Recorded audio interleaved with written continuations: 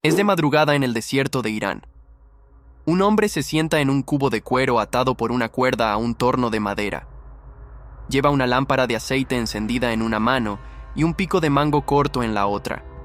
Dos hombres empiezan a girar la manivela, y el hombre desaparece por un agujero de 1 metro de ancho. Ese agujero baja 300 metros.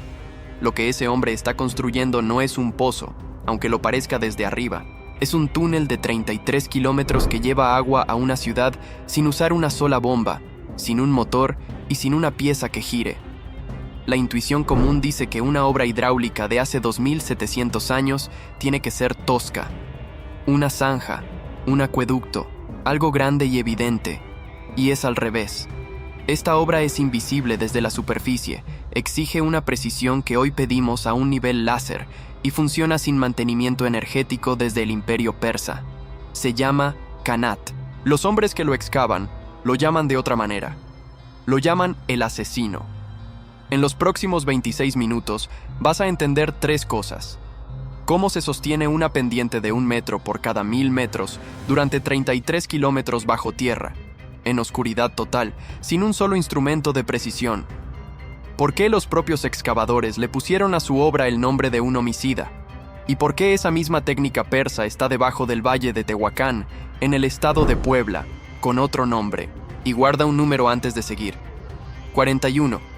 Vamos a volver a él cerca del final, y no significa lo que vas a suponer. Ahora vamos a lo primero, que es entender qué forma tiene realmente esta cosa. Un kanat empieza en la falda de una montaña. Ahí, donde la erosión ha ido depositando grava y arena durante milenios, queda agua atrapada entre los granos. Un experto recorre esa ladera en otoño buscando señales. Una mancha de humedad, un arbusto más verde que los de al lado. Ninguna de las dos cosas prueba nada por sí sola, pero juntas indican que hay agua debajo. Cuando elige el punto, se excava el pozo madre. Ese es el agujero vertical que baja hasta por debajo del nivel del agua subterránea. En un kanat modesto, tiene 20 o 30 metros. En los grandes pasa de los 100 metros. En el mayor de todos llega a los 300 metros.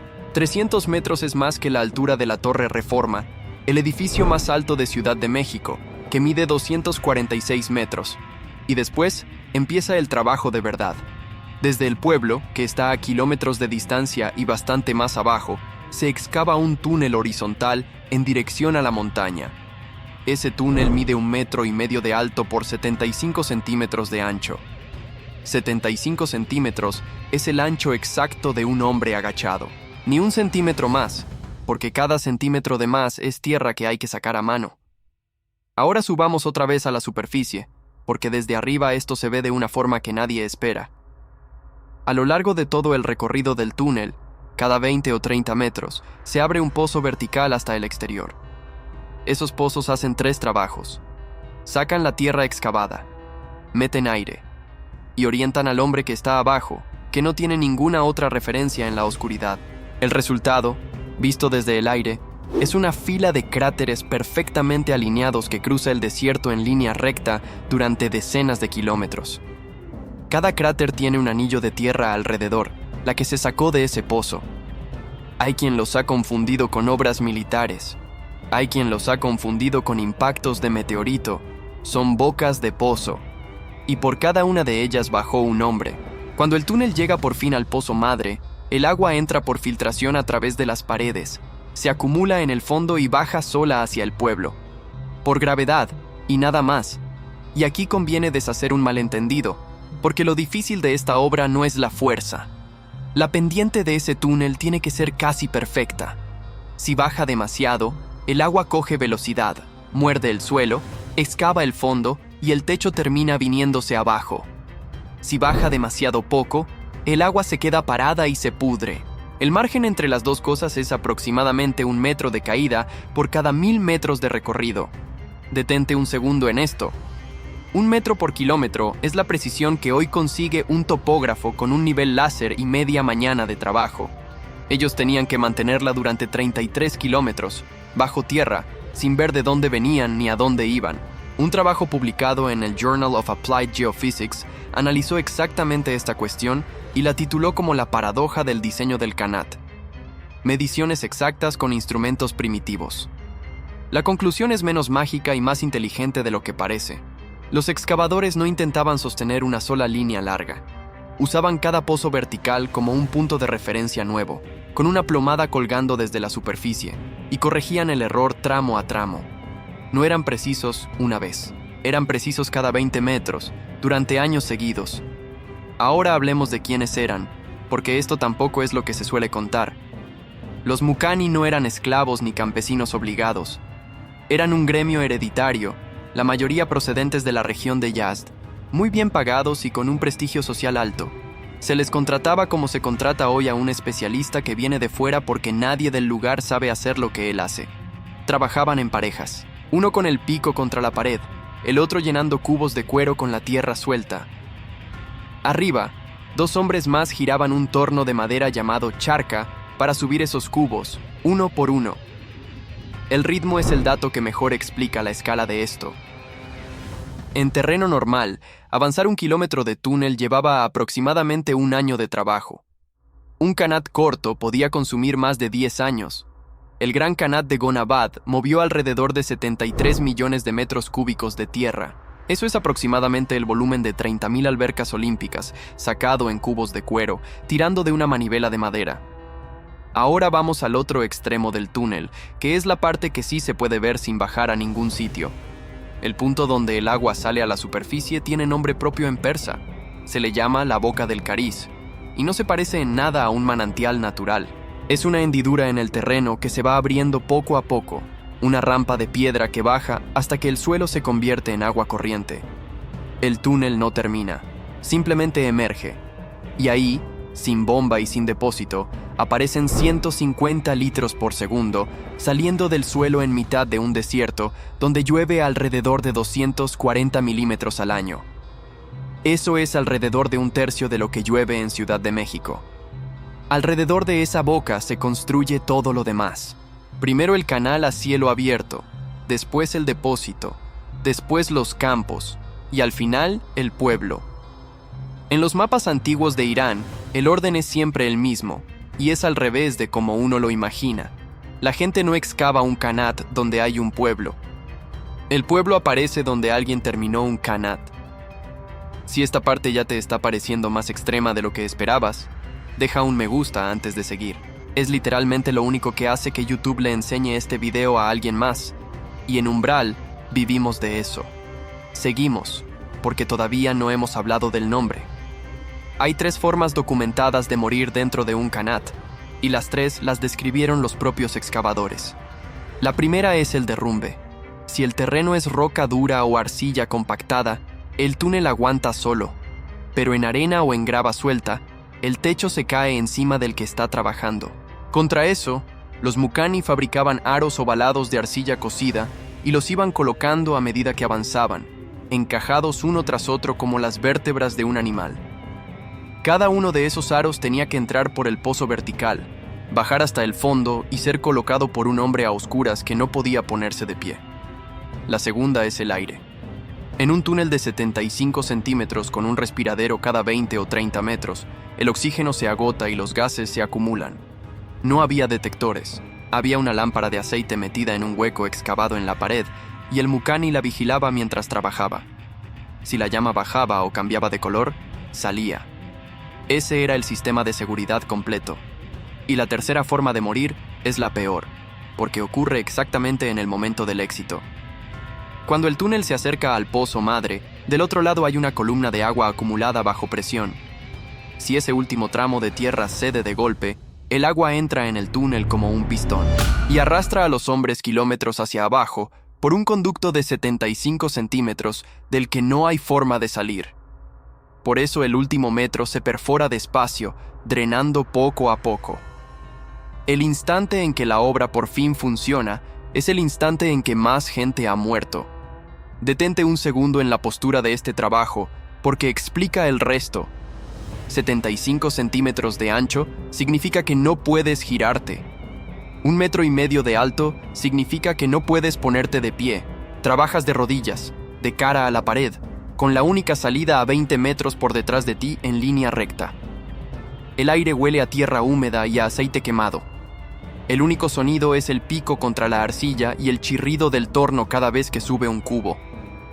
¿Bajarías tú 300 metros por un agujero de 1 metro de ancho, sabiendo que el único aviso de que el aire se está acabando es que una llama parpadea? Y hay un detalle más, que es el que suele cerrar la garganta de quien lo escucha por primera vez. Un qanat hay que limpiarlo cada primavera. Hay que entrar, sacar el sedimento y revisar los aros de arcilla. Ese trabajo de mantenimiento se le encargaba habitualmente a los niños porque caben mejor en el túnel. El padre se quedaba arriba, en la boca del pozo, sujetando la cuerda, para poder tirar de ella si la galería se venía abajo con su hijo dentro. Ahora que sabes lo que costaba, vamos a mirar la obra mayor de todas. El qanat de Kasabeh está en la ciudad de Gonabad, en la provincia iraní de Jorasán Razaví.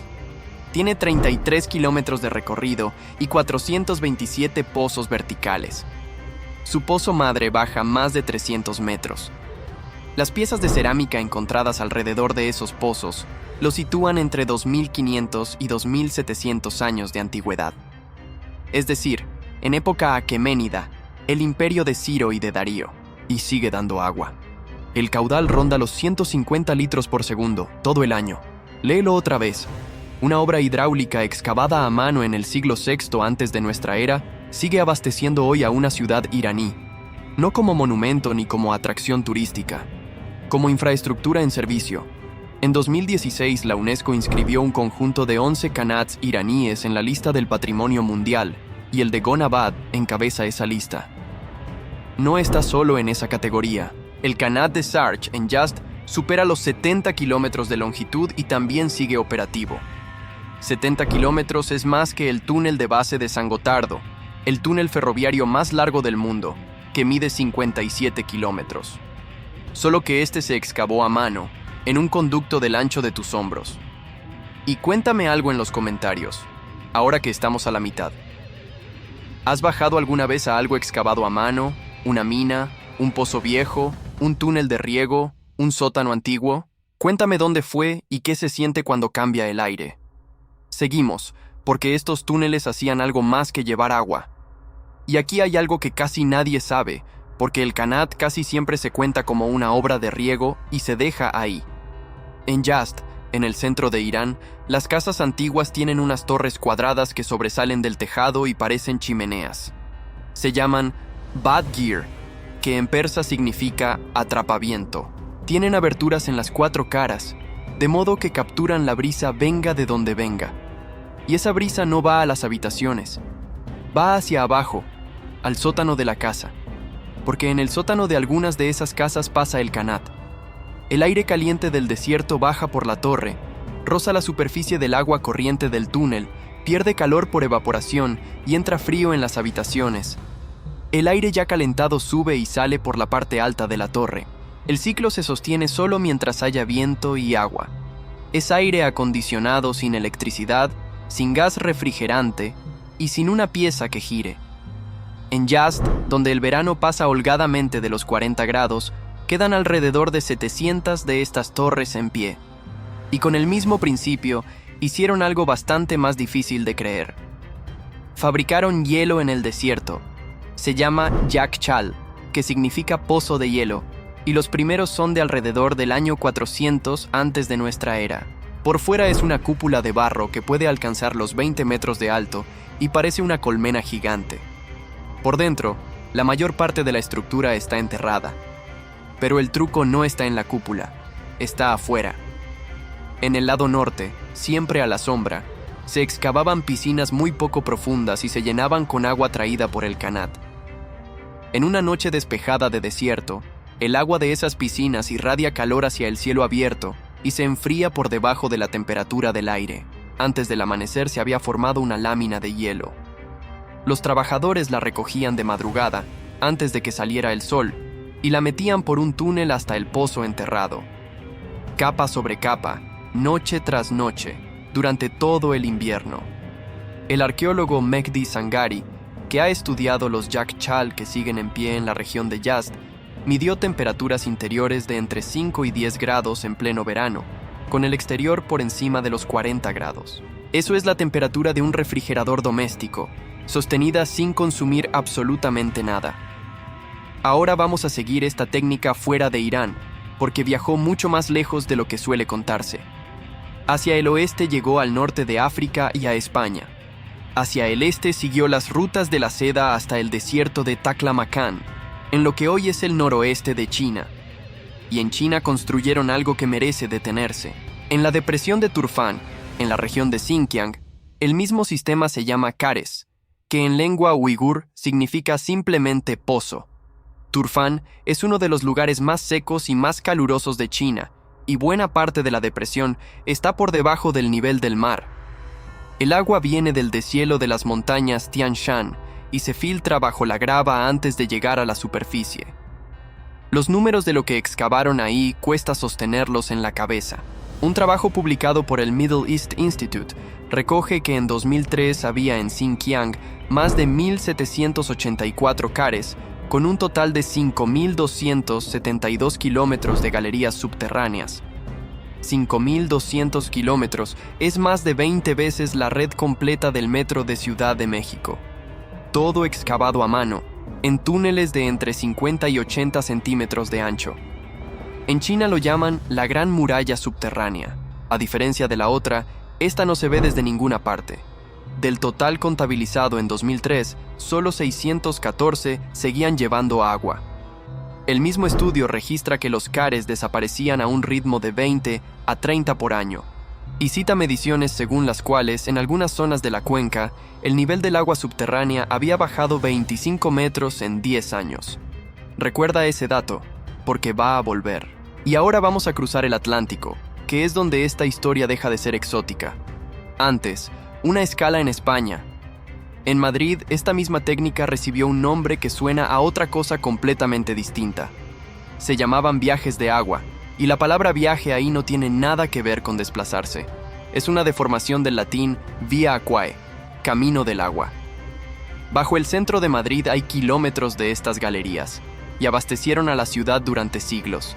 Y desde España cruzó a América. La investigadora Jacinta Palerm Viqueira, del Colegio de Postgraduados en México, lleva años documentando la presencia de esta técnica en territorio mexicano, donde se conoce como galería filtrante. Y no con un nombre único, sino con un vocabulario que cambia según el valle. En el valle de Tehuacán, en Puebla, se llaman apantles con tragaluces. Tragaluces, porque los pozos verticales que salen a la superficie hacen exactamente eso, dejar entrar la luz. En Parras, en Coahuila, se llaman fuques. En el distrito de riego de Valsequillo, en Tecamachalco, también en Puebla, se llaman picos. Un geógrafo danés apellidado Humlum los recorrió en 1956, acompañado por el ingeniero Efrén Rodríguez Orea. Contó alrededor de 139 galerías en funcionamiento y anotó que el número estaba creciendo. En el norte de Chile se llaman picas. En Perú, puquios. La versión más aceptada, apoyada entre otros por el trabajo de Bigman y sus colaboradores, es que los españoles introdujeron la técnica en el siglo XVI y que el Valle de Tehuacán funcionó después como centro de difusión hacia el resto del país. Hay especialistas que defienden un origen prehispánico independiente para algunos casos. Umbral no arbitra esa discusión, que sigue abierta y que depende de dataciones muy difíciles de hacer dentro de un túnel. Lo que no está en discusión es la ingeniería. Es el mismo pozo madre, los mismos tragaluces cada pocas decenas de metros y el mismo túnel del tamaño de un hombre agachado. Si vives en Puebla o pasas por Tehuacán, has estado caminando por encima de una obra persa con nombre local. Y ahora la parte mexicana de esta historia que casi nunca se cuenta completa. Aquellas 139 galerías que Humlum contó en Valsequillo en 1956 ya no están ahí.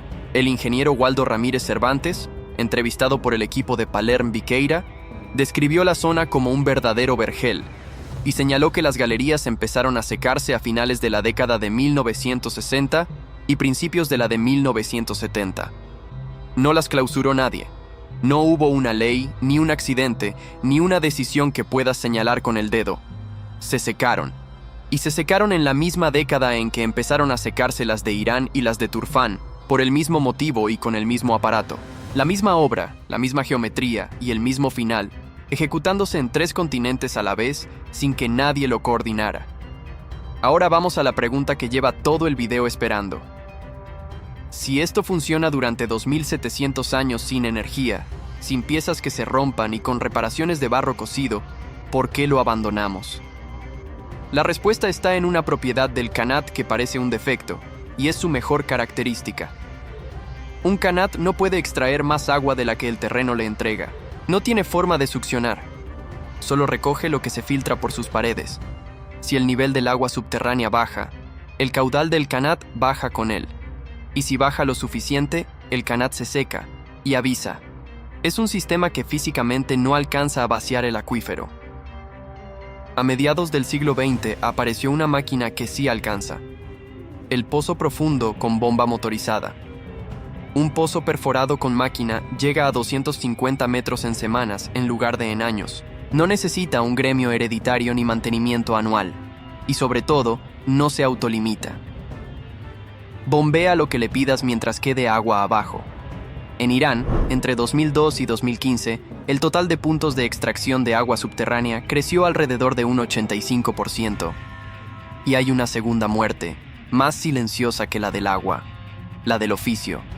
Un informe preparado para la organización Cenesta por el arquitecto Mohammad Reza Jaeri describe lo que les pasó a los Mukani cuando llegaron las bombas. Los salarios se hundieron.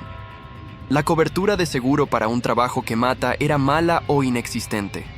Y el prestigio del gremio se derrumbó cuando el Qanat dejó de ser la infraestructura principal. Los hombres que quedaban se fueron a otros oficios. Eso importa más de lo que parece, porque un Qanat no es una obra terminada. Es una obra en mantenimiento permanente. En el momento en que ya no hay nadie que sepa entrar cada primavera, el túnel se cierra solo en pocos años, aunque siga habiendo agua debajo. Se puede perder un Qanat sin que se seque el acuífero. Basta con que se muera el último hombre que sabía bajar. Si has llegado hasta aquí, suscríbete a Umbral y activa la campana. Aquí desmontamos las máquinas que sostienen el mundo, con nombres, fechas e informes reales. Y ahora sí, el número que te pedí que guardaras al principio, 41. Si has supuesto que era una profundidad, o una antigüedad, o el número de algo excavado, no es nada de eso. Son 41 centímetros. Es lo que baja cada año, de media, el nivel del agua subterránea en las zonas de Irán declaradas restringidas, aquellas donde la extracción ya supera lo que el acuífero puede reponer. 41 centímetros al año, hacia abajo, todos los años. Y ahí está el mecanismo completo de la extinción. El Qanat capta el agua a la altura exacta a la que se excavó su pozo madre, hace 27 siglos. No puede seguir al agua hacia abajo. No tiene bomba. No tiene aspiración, no tiene forma de perseguirla. Cuando el nivel freático cae por debajo del fondo del túnel, el Qanat queda seco, y no hay reparación posible porque el problema no está en el túnel. En Teherán quedan alrededor de 220 Qanats registrados, y más del 90% están fuera de uso. Hace 70 años, esos mismos túneles eran la fuente principal de agua de la capital de Irán. Sobre el total del país, las cifras están en disputa, y conviene decirlo así. Los censos del Ministerio de Energía han contado entre 28.000 y 37.000 Qanats activos según el año. Otras estimaciones hablan de 70.000 estructuras en el momento de máxima extensión. La cifra exacta no está cerrada. La dirección sí. Y queda un último giro, que es el más incómodo de todos. Cuando se vacía un acuífero, la tierra que estaba encima se hunde. Los poros del terreno que sostenía el agua se cierran, el suelo se compacta y desciende. Se llama subsidencia. El periodista científico Fred Pierce la ha descrito como un terremoto silencioso, porque el daño es irreversible. Una vez colapsados, esos poros ya no vuelven a almacenar agua aunque llueva. Y cuando el terreno se compacta y se mueve, los túneles que hay dentro se derrumban.